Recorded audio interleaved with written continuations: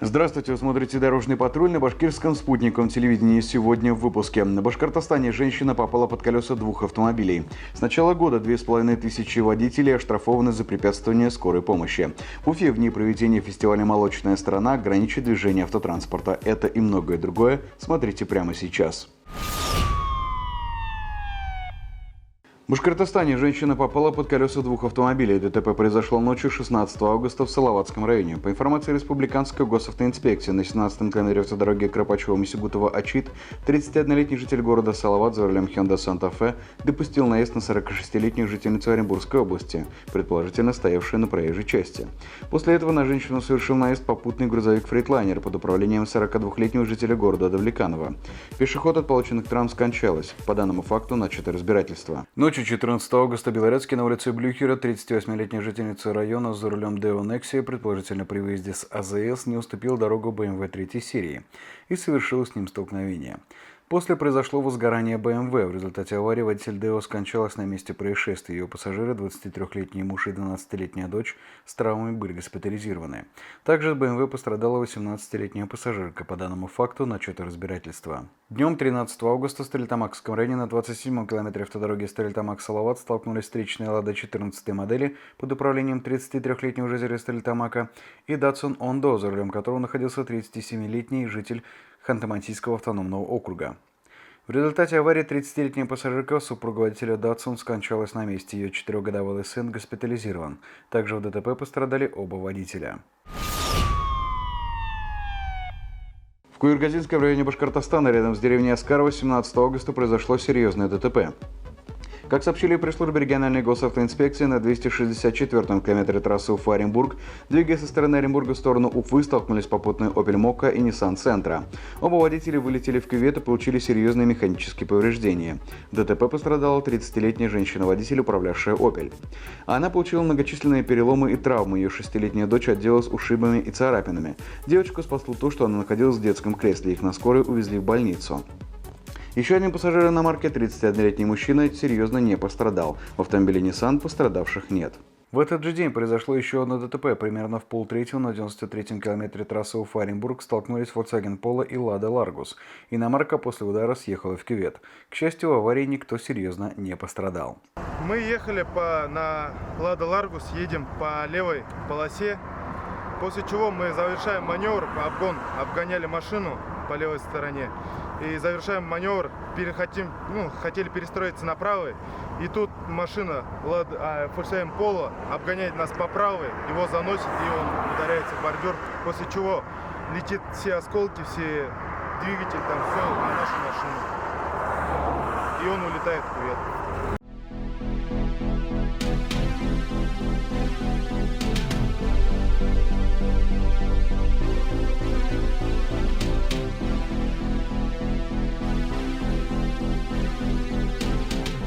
В Башкирии с начала года 2500 водителей оштрафованы за препятствование скорой помощи. Однако теперь за подобное нарушение можно получить реальный срок.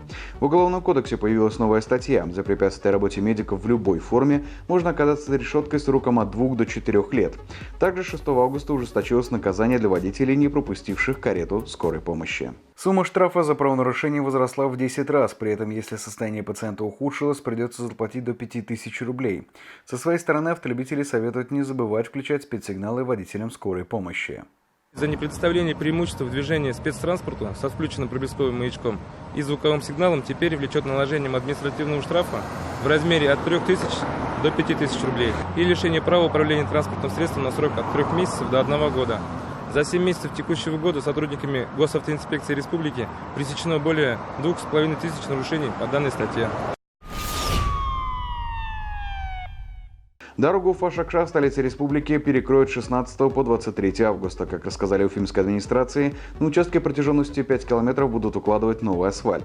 Движение автотранспорта ограничат на всю ширину проезжей части в сторону въезда в город. Напомню, работы на данном участке начались в 2018 году, завершатся в сентябре текущего года. В ходе ремонта выполнено фрезерование покрытия, обустроены обочины, отремонтирован путепровод в створе улицы Вологодской. Также установлены чугунные люки с дождеприемной решеткой. Укладка асфальтобетонного покрытия ведется по технологии SuperPave, которая активно используется в западных странах. Уфимцев и гостей столицы просят с пониманием отнестись к временным неудобствам и призывают воспользоваться альтернативными путями, в том числе и по старому направлению автодороги Уфа-Шакша. В Уфе в дни проведения фестиваля «Молочная страна» ограничит движение автотранспорта. Парковку Конгресс-холла Торатау и участок улицы Заки Валиди от улицы Гафурида Аксакова закроют с 10 утра 22 августа до 20 часов 25 августа. Об этом сообщили организаторы фестиваля на пресс-конференции в региональном Минсельхозе. Это связано с доставкой и установкой оборудования, которое будет работать на празднике. Ежегодный фестиваль «Молочная страна-2019» состоится в Уфе 24 августа. Девиз фестиваля «Пей молоко, будь в позитиве». В прошлом году фестиваль посетили более 50 тысяч человек. Предусмотрена и деловая программа. В рамках фестиваля, как и год назад, пройдет деловой завтрак. В этом году впервые «Молочную страну» посетят участники 8-го автопробега «Дорога молоку», который пройдет по территориям Кировской области, Республики Удмуртия и Башкортостан. В его составе крупнейшие инвесторы, которые продемонстрируют возможности работы на территории республики. Планируется, что они посетят Стерлитамакский и Бельбейский молочные комбинаты, а также мегафермы. Мы начнем вообще этот автопробег с северных наших частей России, это с Кировской области, потом Удмуртия, а потом к нам в Башкирию заедем, проезжая все наши крупные предприятия. Начнем с Бельбейского молочного комбината, Стерлитамакский молочный комбинат, а потом приедем на молочный фестиваль 24 числа в Уфу. В Башкирии закуплено 18 спецавтобусов для доставки пожилых пациентов в больницы. Автомобили были закуплены в рамках приоритетного национального проекта «Демография». На эти цели из федерального бюджета было выделено чуть больше 34 миллионов рублей.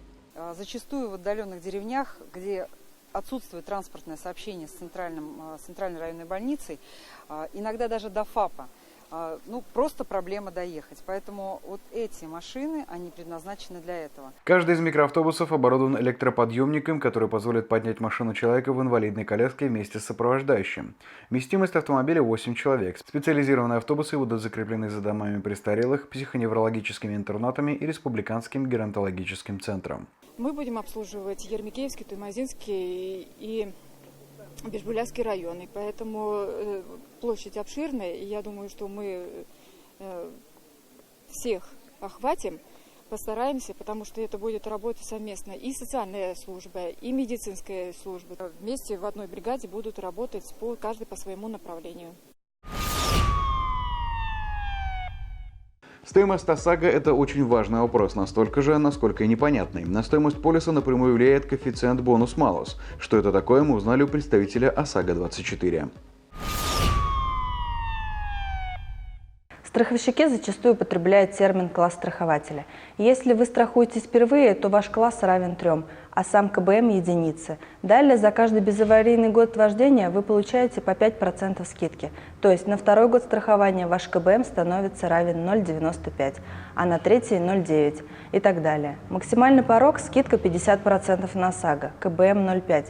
Чтобы достичь такого результата, необходимо на протяжении 10 лет не становиться виновником ДТП. Накопленную годами скидку можно запросто потерять, если в течение очередного страхового периода стать виновником ДТП. Мусор на границе города и лесопарковой черты уже давно никого не удивляет. Стихийная свалка вблизи жилыми домами появилась из-за небрежного отношения к чистоте города. Автомобилисты, проезжающие через двор, взяли в привычку выбрасывать строительный мусор и прочие отходы прямо напротив жилого дома. В уборке лесопарковой территории во дворе жилых домов 21, 23, 23/1 и 25 по улице Рихарда Зорге приняли участие более 70 уфимцев. Мероприятие поддержали Башкирская торговая ассоциация, волонтеры НКО «Чистая Уфа» и команда телепроекта «Дорожный патруль». Субботник посетил и вице-мэр Уфы Салават Хусаинов, который оценил ход работы и предложил помощь. За время субботника было собрано и вывезено 33 кубометра отходов. Вооружившись метлами, перчатками и мешками для мусора, горожане привели в порядок территорию лесопосадки, где раньше красовалась гора мусора. Мы сегодня убираем лес. Это наша площадка, в которой мы убираем много лет. И она бесконечно загрязняется. Это зорги, это тропа здоровья.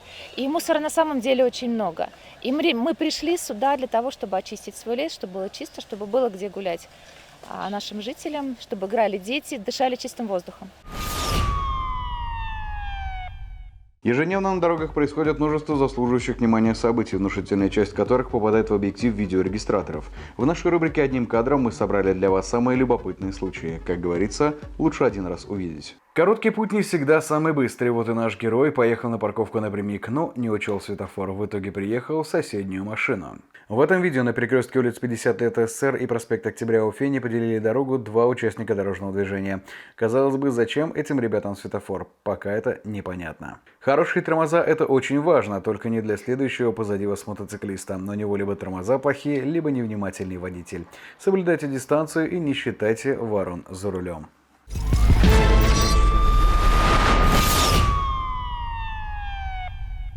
Баш Автотрейд на крыше Аркады. Выкуп авто, трейд-ин, кредитование и страховка на месте. От нас сложно уйти пешком.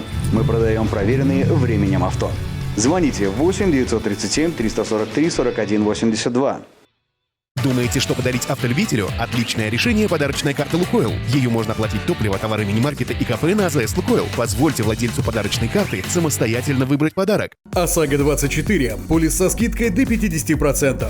Бесплатная доставка. Ищите нас в Дубльгиз и по телефону в Уфе 266 46 24. Туры по всей России и миру. Турагентство «Отдых и лечение». Город Уфа. Улица 50 лет Октября, дом 16. Телефон 273 44 10. Набираем в команду молодых и активных. Начни зарабатывать достойно с Мегаполис недвижимость. Звони 8 937 341 04 77. Уфа, Верхняя торговая площадь 4, офис 901.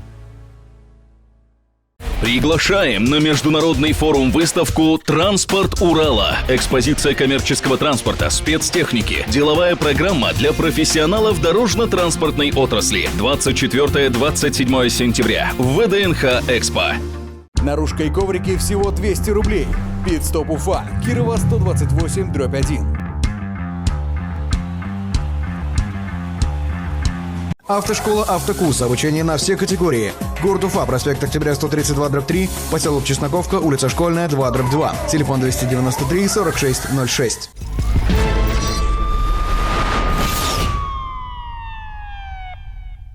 Присылайте свои видео в нашу группу ВКонтакте на наш номер WhatsApp 8 927 350 63 94.